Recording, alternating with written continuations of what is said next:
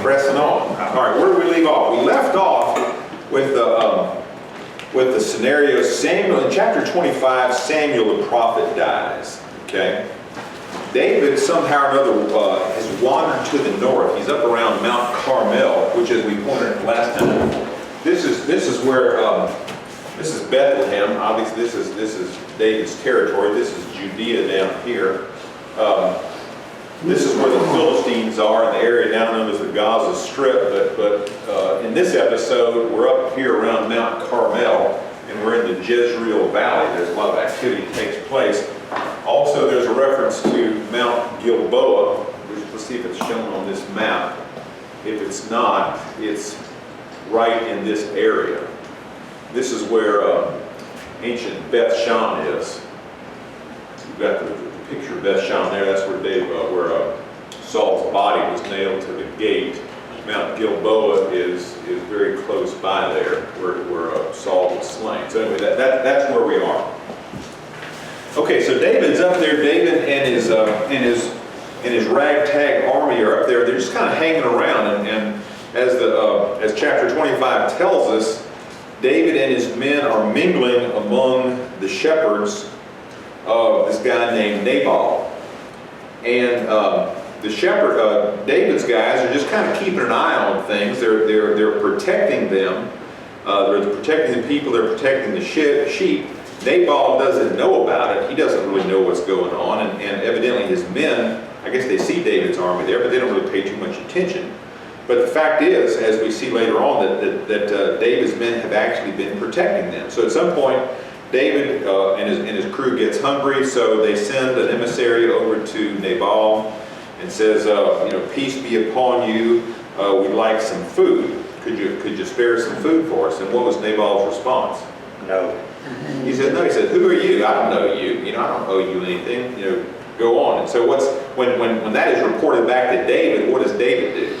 He gets mad. He gets mad. He not only does get mad, he says, boys, strap on your swords. We're going to go get some payback. And his plan is to go and wipe out every male who is a part of Nabal's group. And so Nabal, as bad and as worthless as he was, he had a wife by the name of Abigail. And Abigail is just a tremendously wise woman. And she sees what's going on. And she sees how irresponsible and how selfish Nabal is, and she sees how powerful David is, and she knows that David and his crew are fixing to come and wipe out Nabal. So what does she do? She makes up a lot of food, takes it to her. She gathers together a big old picnic, a couple of pickup truck loads of picnic goods, and she gathers them up and she intervenes, she intercedes on behalf of Nabal and his family, his fortune. And she goes to David and she really humbles herself, and she says, basically, I'm sorry. Nabal, she basically says, he's an idiot. He doesn't know what he's doing. He just missed it. Please accept my apologies, and please accept this food. And please be kind to us. So I think we left off last time in about halfway through chapter 25. So let's pick up. Let's go drop back just a little bit. Jackie, would you pick up in chapter 25, verse? Verse 20.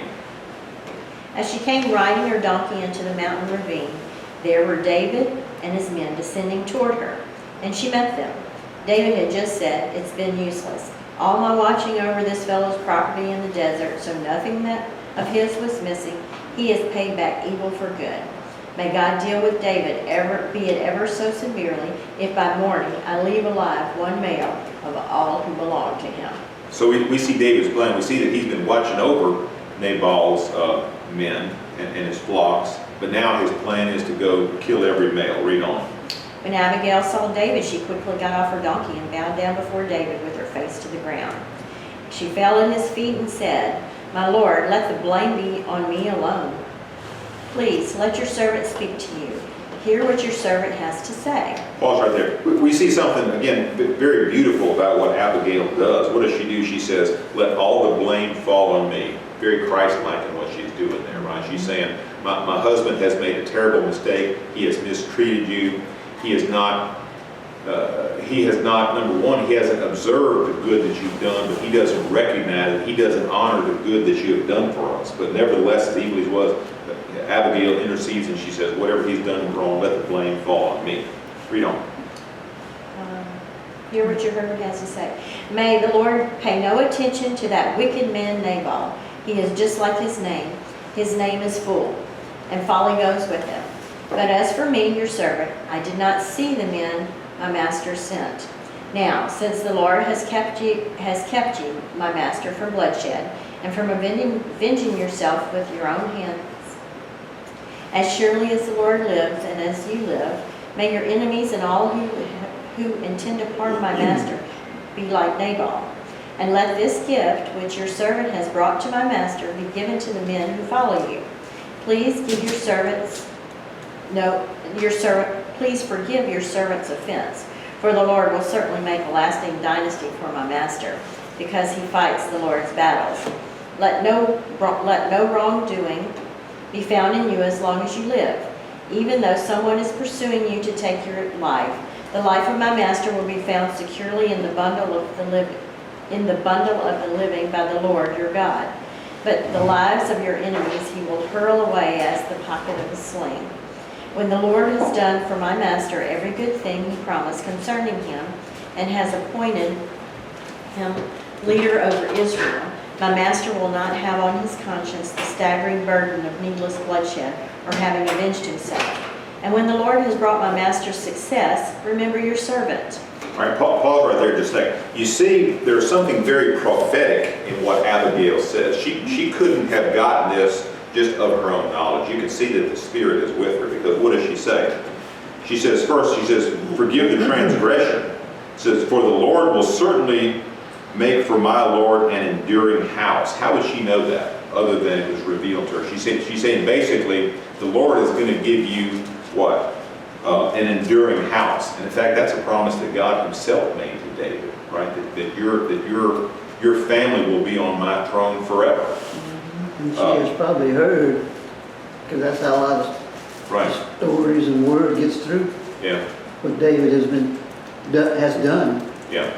She's probably heard some things about it, but I really believe that God has revealed this to her supernaturally, how much she knows. She says, because my Lord is fighting the battles of the Lord. So she knows that David is fighting God's battles. Now, she probably heard about his battle with Goliath, and that would have told her something. And then, so she's saying, so another reason she gives for imploring David not to wipe out Nabal's group, she says, you're fighting the Lord's battles. Don't do anything to besmirch your reputation. So she sees the wisdom of what should be done even better than David does. That even though she sees that the Lord is with David, she says, David, you're fixing to step over the line. Why? Because your pride has been injured. And so she calms him down. He's got a temper. He does. He does have a temper. Because the Lord God didn't tell him to go wipe these people out. No. He's doing that on his own. That's right. He says, I did good to these people. They didn't recognize it, they didn't pay it back, and now they're going to get their own. And then Abigail also says, and it shall come about when the Lord shall do for my Lord according to all the good that he has spoken concerning you, and shall appoint you ruler over Israel. See, at this point in time, she doesn't know about David's future of her own, right? Perhaps she's heard that he's been anointed, but she's saying right here, apparently, that God has told her that he is going to be the king over Israel at some point in time. So, from this, I think we know that the Lord really is with Abigail and has given her just remarkable wisdom and discretion. I got a question to ask you. Uh-huh. Wonder what David was going to do with all those women after he killed all those men. Is he going to kill them or what? That's a good question. I don't know. Maybe just leave them on their own. Who knows? But that is a good question.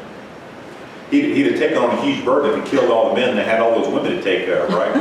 What have I done? Another reason to thank Abigail. Well, that's what Abigail said, pretty much. You're not thinking clearly. Yeah, that's exactly right. Okay, verse 32. Wanda, you want to take up there? David said to Abigail, "Praise be to the Lord, the God of Israel, who has sent you today to meet me." Pause right there. That's a profound thing. David recognizes that God has sent Abigail to him. And what a profound thing that is. You know, that God sends us people sometimes to tell us to do or not to do things that we really want to do, right? At this point in time, David really wanted to go wipe these people out. But God uses Abigail, not a giant, just probably, you know, a kind, small little woman who comes there, doesn't try to bully him around. What does she do? She falls on her face, she's on her knees, and she's basically saying, "Forgive me, whatever blame my husband deserves, let it fall on me, but I come to intercede." So she really was doing the Lord's work, and David recognized it.